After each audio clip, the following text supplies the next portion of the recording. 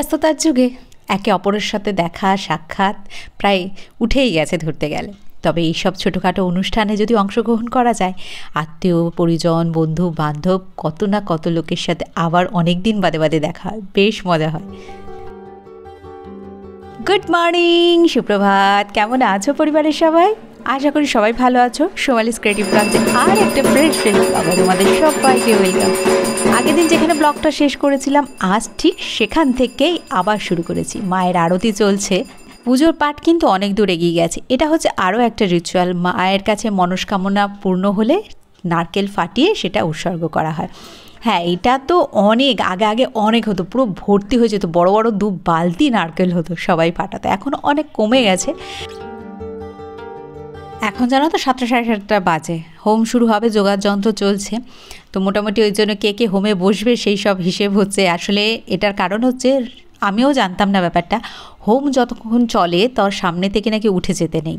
সেই জন্যই বুঝে সুঝে হোমের সামনে বসতে হয় আর কি।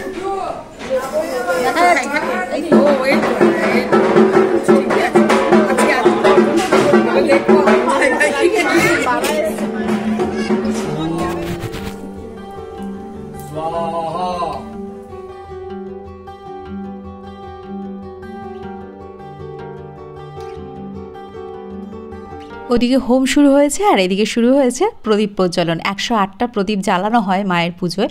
আর এই প্রদীপগুলো যারা উপোস করে তারা তাদের পরিবারের মঙ্গল কামনার জন্য এক একজনের নাম ধরে ধরে প্রদীপগুলো জ্বালায়।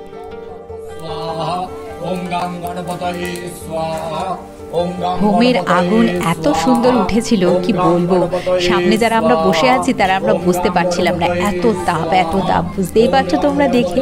তবে হ্যাঁ, বলে যে এই আগুন শিখা যত উঁচুতে ওঠে যজ্ঞ নাকি তত সুসম্পূর্ণ হয়, মানে তত ভালোভাবে হয়েছে এটা বোঝা যায়।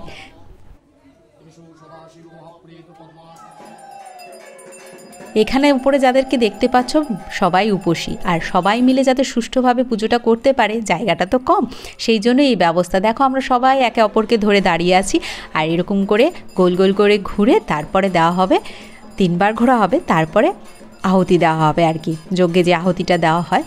তো সামনে রয়েছে আমাদের দাদা, মানে যে পুজো করছে তিনি আমাদের পাশেই থাকেন, আমাদের ছোটোবেলা থেকে আমরা তাকে দাদা বলেই জানি। তো সেই দাদাকে ধরেই আমরা এরকম 3 পাক ঘুরছি।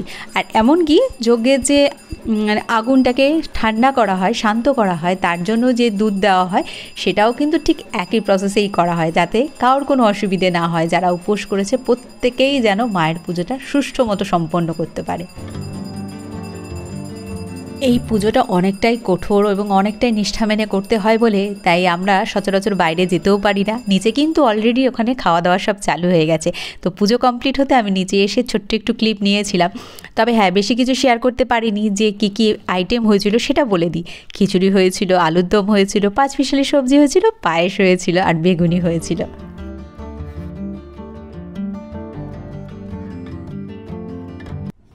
এটা হচ্ছে নেক্সট দিন আমি গিয়েছিলাম শ্বশুরবাড়িতে, সেখানে গিয়ে সবার সাথে একটু দেখা করে আসলাম, কারণ কাছাকাছি আমার।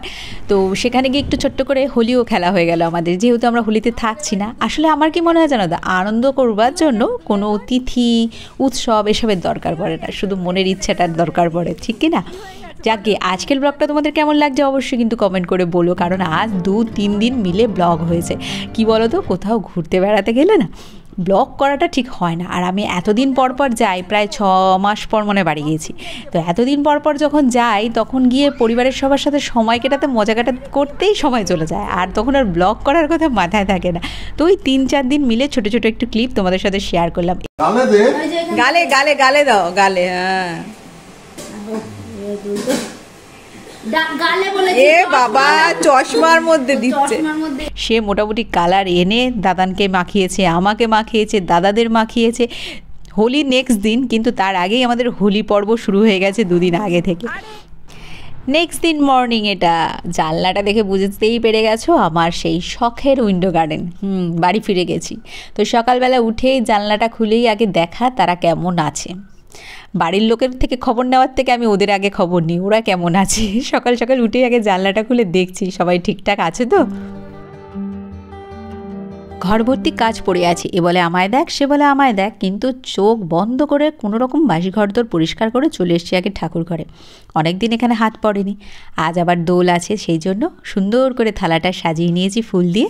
গোপাল সোনার সঙ্গে দোল খেলতে হবে না, আগে তার সাথে দোল খেলা হবে, তারপর তো বাকি সবার সাথে। আজ আবার বিশ্বাস আর ছুটি আছে, বাড়িতেই আছে, ওই জন্য বাজারে পাঠিয়েছি সকাল সকাল, কারণ একটু বেলা হলেই তো চারিদিকে রং খেলা শুরু হয়ে যাবে।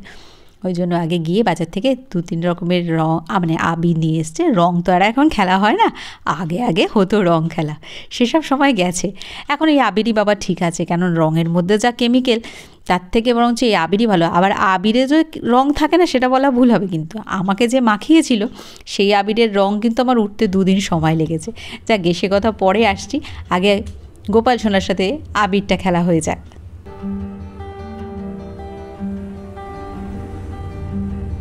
দোল মানেই হচ্ছে রঙের উৎসব, আর রং ভালোবাসে না এরকম মানুষ মনে খুব কমই আছে। হ্যাঁ, মাখতে হয়তো অনেকেই ভালোবাসে না, কারণ রঙের মধ্যে প্রচণ্ড পরিমাণে কেমিক্যাল থাকে।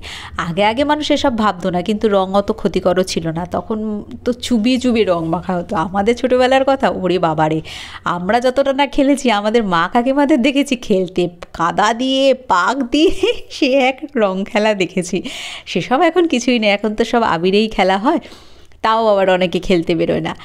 যাকে আজকে সকালবেলা মোটামুটি ঠাকুর ঘরে ঢুকেছি। গোপাল সোনাকে তাড়াতাড়ি যেহেতু সব কিছু রেডি করতে হবে, আর অনেক দিন ঢুকিনি না, একটু পরিষ্কার করতেও সময় যাবে।